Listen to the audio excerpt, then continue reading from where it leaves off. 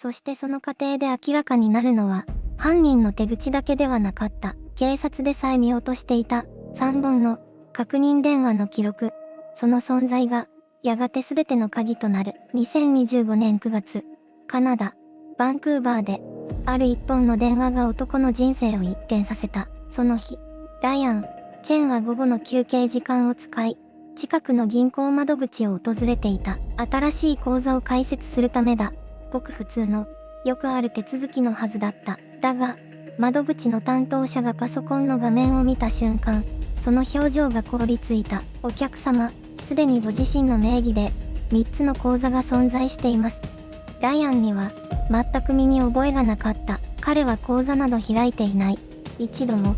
なのに画面には、彼の名前と生年月日と住所が紐づいた3つの口座が、淡々と並んでいた。そこから先に待っていたのは、悪夢だった。警察の捜査で明らかになったのは、国際的な身元差し組織が、実に8ヶ月もの間、ライアンの個人情報を使い続けていたという事実だった。不正送金、不正融資、クレジットカードの新規申し込み、彼が知らないところで、もう一人のライアン、チェン、が動き回っていた。さらに捜査が進む中で、決定的な手がかりが浮かび上がった。それは、警察がこれまで見落としていた、確認の電話記録、3通、だった。たった3通の通話記録。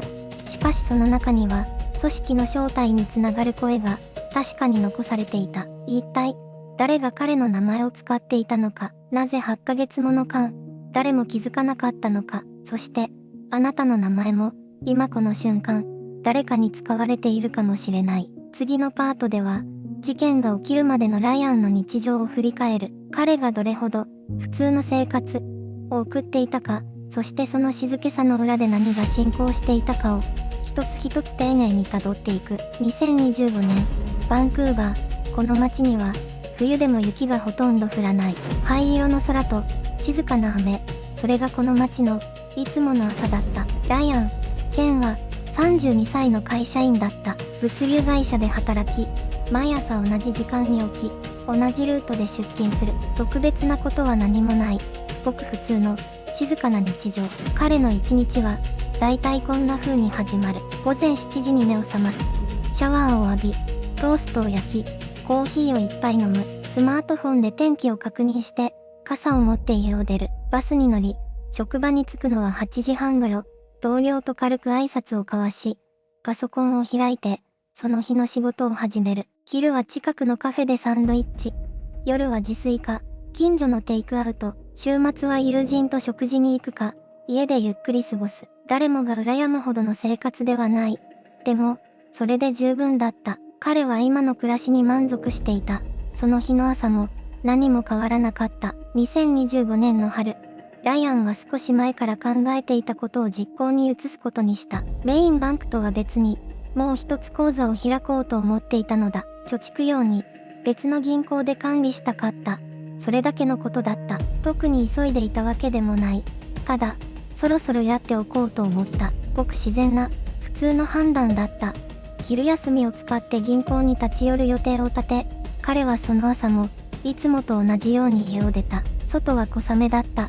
傘を差しながらバス停に向かう。街はまだ静かで、行き交う人々の顔にも、特別な表情はない。ライアンの頭の中にあったのは、その日の業務スケジュールと、昼に行く銀行のことだけだった。まさか、その、普通の用事が、自分の人生を揺るがすことになるとは、この時彼には想像すらできなかった。銀行の窓口に座り、新しい口座の開設を申し込んだ時、担当者の表情が、ふと変わった。担当者の表情が変わった。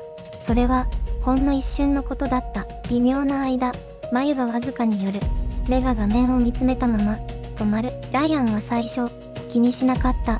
システムの問題か、入力ミスだろうと思った。誰だってそう思う。しかし担当者は、しばらくしてから静かに口を開いた。少々お待ちいただけますか？確認が必要な事項がございまして、その言葉のトーンが、ライアンの胸に引っかかった。事務的ではあるが、どこか緊張を含んでいた。担当者は上司を呼んだ。上司もまた、画面を見て、表情を変えた。お客様のお名前で、すでに口座が存在しております。3つ。ございます。ライアンは、その言葉の意味を、すぐには理解できなかった。3つ。自分が開いた覚えのない、3つの口座。それは、どういうことですか？声が、思ったより低く出た。自分の声なのに、遠くから聞こえるようだった。上司は慎重に言葉を選びながら説明した。最初の口座が開設されたのは、およそ8ヶ月前。残りの2つは、その後、それぞれ数週間の間隔を置いて作られていた。8ヶ月。ライアンは窓口の椅子に座ったまま、その数字を頭の中で繰り返した。8ヶ月間、誰かが自分の名前で銀行に来ていた。自分の名前で手続きをして、自分の名前で口座を持ち、自分の名前で何かをしていた。すぐに警察にご連絡されることをお勧めします。その一言が、ライアンを現実に引き戻した。銀行を出た時、外はまだ小雨が降っていた。しかし傘を差す気にはなれなかった。雨粒が顔に当たるのを感じながら、彼はその場に立ち尽くした。頭の中には、一つの問いだけがあった。一体誰が、どうやって、なぜ、自分なのか、その答えを探す旅が、ここから始まろうとしていた。そしてその過程で明らかになるのは、犯人の手口だけではなかった。警察でさえ見落としていた、3本の、確認電話の記録。その存在が、やがて全ての鍵となる。捜査が、動き始めようとしていた。捜査が、動き始めた。バンクーバー市警察に届け出が受理されたのは、2025年の春の終わりだった。担当したのは、金融犯罪を専門とする捜査官だった。最初の印象は、よくあるケース、だったという。しかし調べを進めるうちに、その認識は大きく覆されることになる。被害者の名義で開設されていた口座は、3つ、いずれも異なる視点で、異なる日付に作られていた。手口は巧妙だった。本物の住所、本物の生年月日、そして精巧に偽造された身分証明書。銀行の窓口担当者でさえ、疑う理由がなかったのだ。捜査官はまず、口座開設時の記録を洗い出した。防犯カメラの映像、署名の筆跡、来店した時間帯、それらを一つ一つ照合していく地道な作業が続いた。浮かび上がってきたのは、一人の人物の輪郭だった。性格好は中肉中背、年齢は30代と見られた。いずれの視点でも、落ち着いた態度で手続きを言っていた。焦りの様子はなく、むしろ慣れているように見えた。捜査官は直感した。これは初犯ではない。と、最初の容疑者が浮上したのは、捜査開始から10日後のことだった。不正送金の宛先となっていた口座をたどったところ、複数の被害者と共通する一つの中継口座が見つかった。その口座の名義人は、すでに国外へ出国していた。しかし、記録は残っていた。そして捜査官が次に目を向けたのは、被害者本人の元へかかってきた電話の履歴だった。過去1年分の通話記録を精査する中で、ある奇妙な事実が浮かんだ。被害者は、3回にわたって、確認のための電話を受けていた。いずれも、口座開設が行われた日付の直前だった。その電話は、一体何だったのか、誰が、何のためにかけてきたのか、そしてなぜ、警察は最初にその記録を見落としていたのか。次の手がかりは、確認電話の向こう側にあった。そこには、犯人グループが用意していた完璧なアリバイの構造が、静かに眠っていた。アリバイ。それは、犯罪者が最も念入りに用意するものだ。そして今回の事件では、そのアリバイが実に巧妙な形で設計されていた。捜査官が3通の確認電話の記録を精査し始めたのは、最初の捜査から3週間後のことだった。なぜ最初に見落とされたのか。理由は単純だった。電話番号が実在するカナダの大手銀行のものとほぼ完全に一致していたからだ。一桁だけ違う。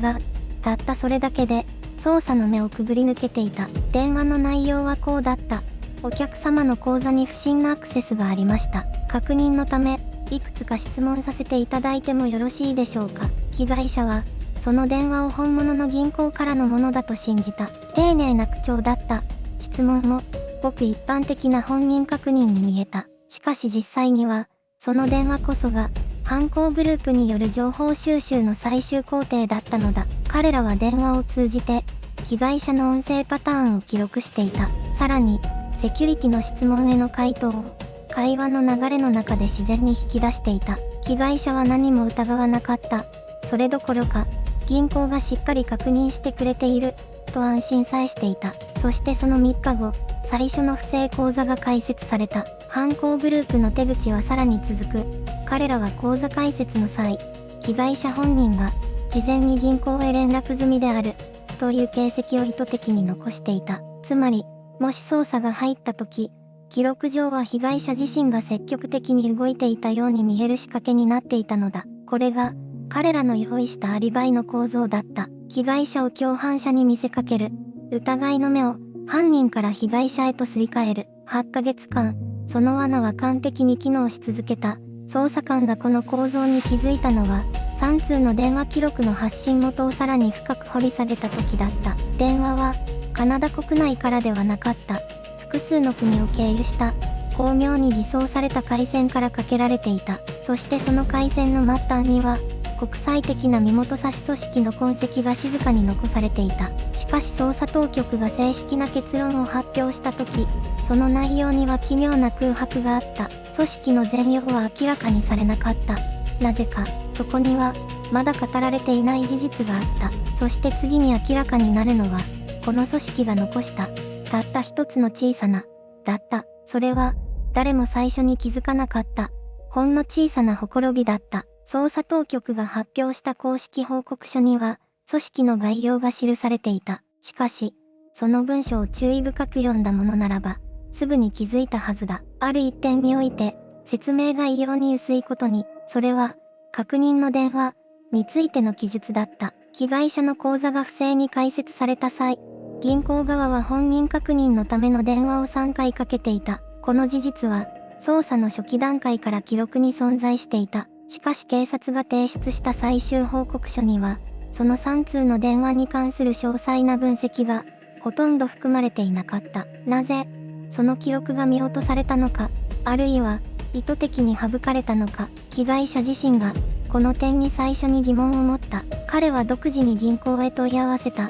すると、驚くべき事実が浮かび上がった。3回の確認電話のうち、1回は確かに被害者本人の番号へかけられていた。しかし残りの2回は、全く別の番号へ転送されていた。その番号は、被害者が登録した覚えのないものだった。誰かが、銀行のシステム上で連絡先情報を密かに書き換えていたのだ。これは単純な外部からの攻撃ではなかった。システムの内側に、何らかの関与があった可能性を示していた。捜査当局がこの点を報告書から外したのは、調査が未完了だったからなのか、それとも、調査すること自体を避けたのか、答えはまだ、どこにも記されていない。しかし、この小さな、は、静かに広がり続けていた。転送先の番号を追った捜査員の一人が、独自に調査を続けていた。そして彼がたどり着いた先には、組織の末端とは異なる、もう一人の人物の影があった。その人物は、これまで一度も捜査の表に出てこなかった。名前も、顔も、記録の中に存在しなかった。しかし確かに、そこにいた、一つの、が、別の、へと繋がっていく。そして次に明らかになるのは、捜査当局さえも把握していなかった。もう一人の容疑者の正体だった。その人物の名前は、どのファイルにも載っていなかった。捜査チームが積み上げた書類の中に、その影は一切存在しなかった。しかし一人の捜査員が、独自に調査を続けた結果、ある事実に気がついた。組織の末端につながる番号を追っていくと、一つの電話番号が、繰り返し浮かび上がってきた。それは被害者、マシュ、チェンの職場に近い地域から発信されたものだった。偶然ではない。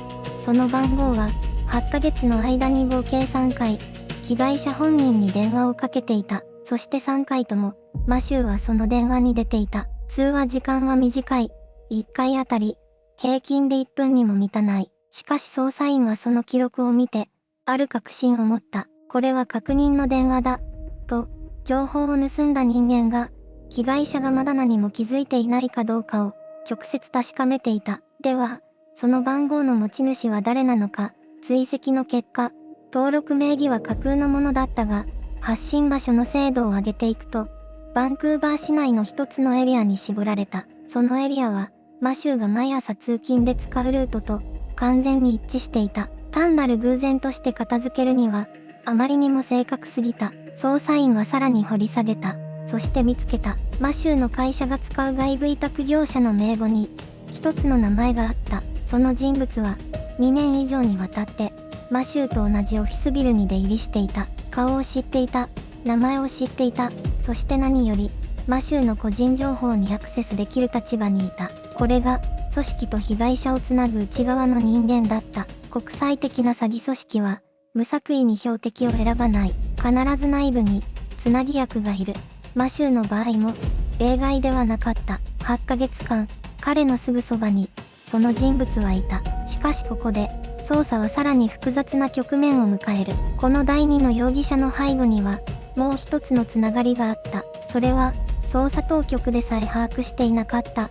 組織の真の中枢に近い存在だった。次に明らかになるのは、この事件の本当の核心だ。国際的な詐欺組織は、無作為に標的を選ばない。必ず内部に、つなぎ役がいる。マシューの場合も、例外ではなかった。8ヶ月間、彼のすぐそばに、その人物はいた。捜査員たちが3本の確認通話記録を精査した結果、一つの番号が繰り返し浮かび上がった。その番号は、マシューの職場近くのカフェから発信されていた。偶然ではない。意図的な距離感だった。通話の相手は、組織の末端ではなかった。むしろ、橋渡しをする中間管理者に相当する人物だった。この役割こそが、組織全体を見えにくくする最大の盾だった。警察が追跡を進めると、その人物の通信履歴から、さらに上位の存在が姿を現した。東南アジアを拠点とする、複数の偽造身分証明書ネットワークとつながっていた。カナダ国内で収集した個人情報は、即座に海外サーバーへ送信され、加工されていた。マシューの名前は、すでに5カ国で別人として使われていた。銀行口座だけではない。賃貸契約、携帯電話の契約、そして一部では医療記録にまで侵食が及んでいた。これは、彼一人の問題ではなかった。組織の手口には、一つの特徴があった。標的の日常行動を事前に把握していることだ。マシューがいつ銀行に行くか、どの支店を使うか、そういった情報が事前に組織へ流れていた。では、誰が流していたのか、捜査員が突き止めたのは、マシューが以前利用していたフィンテックサービスの委託業者だった。その業者は、正規の契約を結んでいた。